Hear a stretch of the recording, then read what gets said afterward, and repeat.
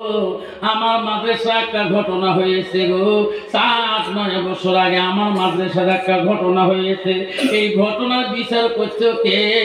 মুফতি সাইদুল ইসলাম গাদম সিংহের মাদ্রাসা।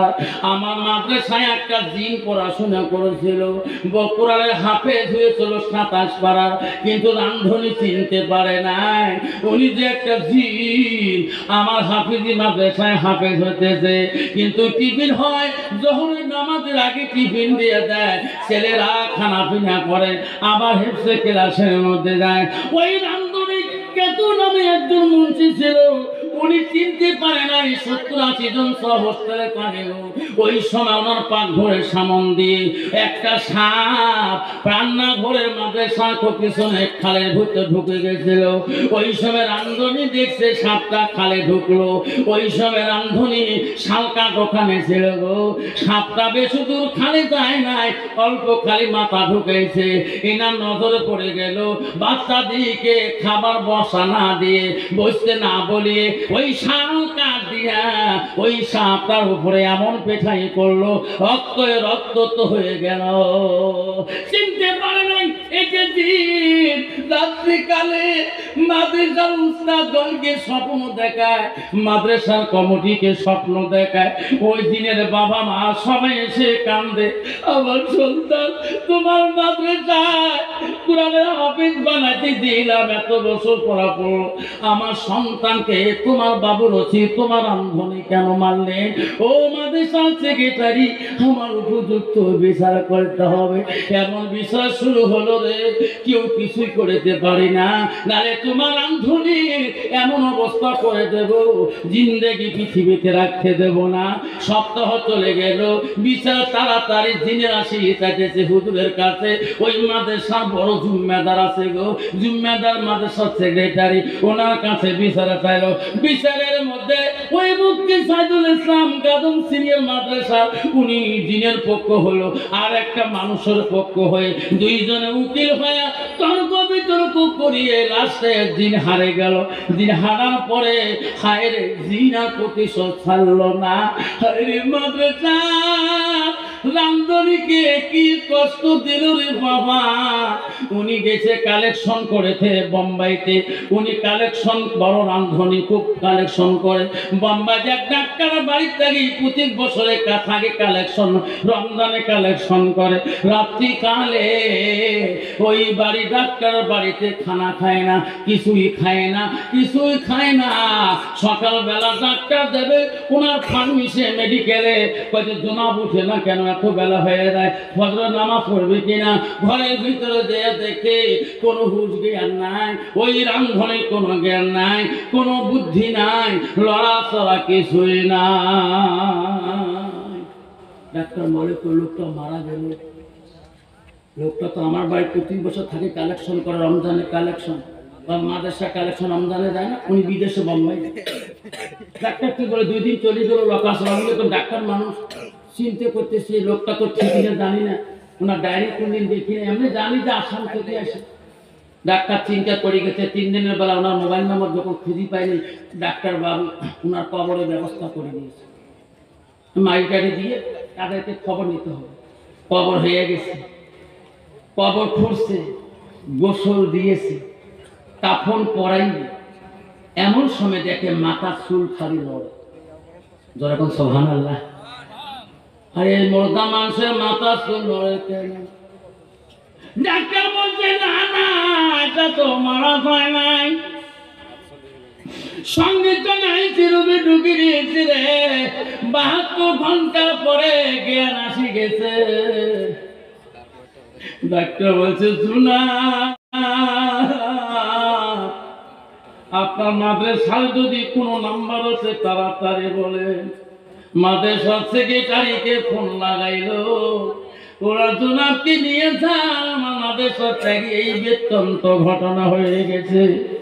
ওই কালেক্টর আমার বাড়িতে গেল, ওই কালেক্টর আমার ভাই সে ভয় আমার বাড়িতে, আমার বাড়িয়ালি খানা খাইতে দিল। ভাই সাহেব কিছু ঘটনা শুনলাম, সত্য না মিথ্যা? খানা বসি আমার বাড়ি দুর্গ কামড়ে বলে আমার মনের গোসল পর্যন্ত হয়ে গেছে।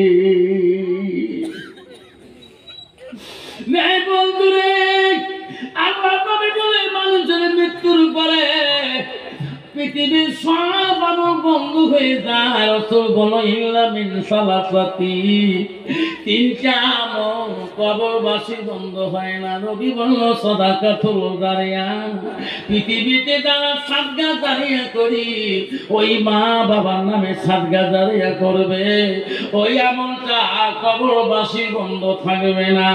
ও কাউরে বন্ধুরে, আজকে তোমার স্ত্রী উঠে লাগে ওই সময় দুইটা মরনা কুষ্ঠের হাতে ছিল নাকি, এমন সময় আমাকে আসাম থেকে ফোন করলো বক্তব্য আধা ঘন্টা আগে, শাহিদুল ইসলাম মাদ্রাসা সেক্রেটারি পানবাড়ি হুজুর।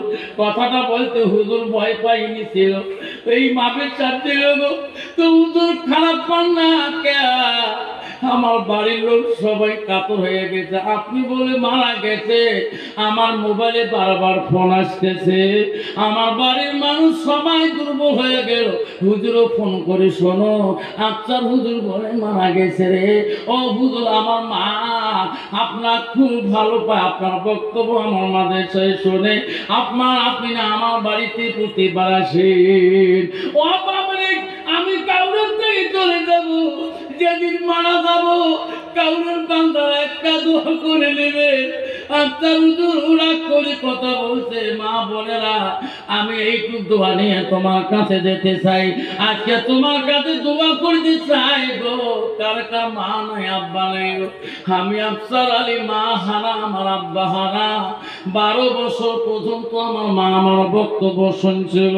আমার বাবা থাকতে শশীনন্দন মাদ্রাসায়, আমার বাবা থাকতে কাউসার মৌলানা আমার বাড়িতে আমাকে 2001 সালে আমাকে আনছিল। ও বন্ধুরে, আমি ওয়াজ করি বাড়ি যাই, আমি বাড়িতে দিয়া মনটা বড় মলিন হয়ে যায়। বড় বেটি দেখে দেখে বলে আব্বা ওয়াজ করি বেগ নেওয়ার সময় তো মন করো খারাপ, বাড়ি ফিরে আসার পরে মনটা বড় মলিন দেখি। কেন আব্বা? বাড়ি আছি দাদির কবরের সামনে দাঁড়িয়ে কেন চোখে পানি মরছি? এই তো ভালো নয় আব্বা, তুই খুশি মনে বাড়ি কেন ঢুকিস না? আমি বলি বেটি, আমি ওয়াজ করিয়া যাবার সময় রে মা বলে গেছি রে, মা বলছে বাবা মোটর সাইকেল দেখি দেখি চালাবা, রাস্তা পথ দেখি চালাবা। আজকে সেই মাটা নাই রে বেটি, মা কবর দেখে মা কথাটা মনে পড়ে যায়। আমার বড় বেটি বলে আব্বা আমি না তোর মা হই গো, আমাক দেখলে কি তোর মার কথা বলতে পারো না? আমাক না তুই বড় আম্মা করে ডাকি। আমি বলি বেটি রে আপু যা, যেদিন তুই জামার বাড়ি যাবি, জামার মায়া, শাশুড়ির মায়া, শ্বশুরের মায়া, আমার তুই ভুলি যাবি রে। আমার দুর্বলতা, আমি বাড়ি না আসে পর্যন্ত, স্কুল থেকে না আসে পর্যন্ত মা বাড়ির থেকে তাকে আসে, আমি সেই জন্য কান্দি। আমার মার কথাটা মনে পড়লে কান্দি। ও কাউরের বন্ধুরে, আজকে আমি দোয়া নিতে চাই, তার কার মা নাই গো, আব্বা নাই গো, আমি আব্বারে দোয়া দিতে চাই, আমি তোমাদের কাছে দোয়া দিতে চাই।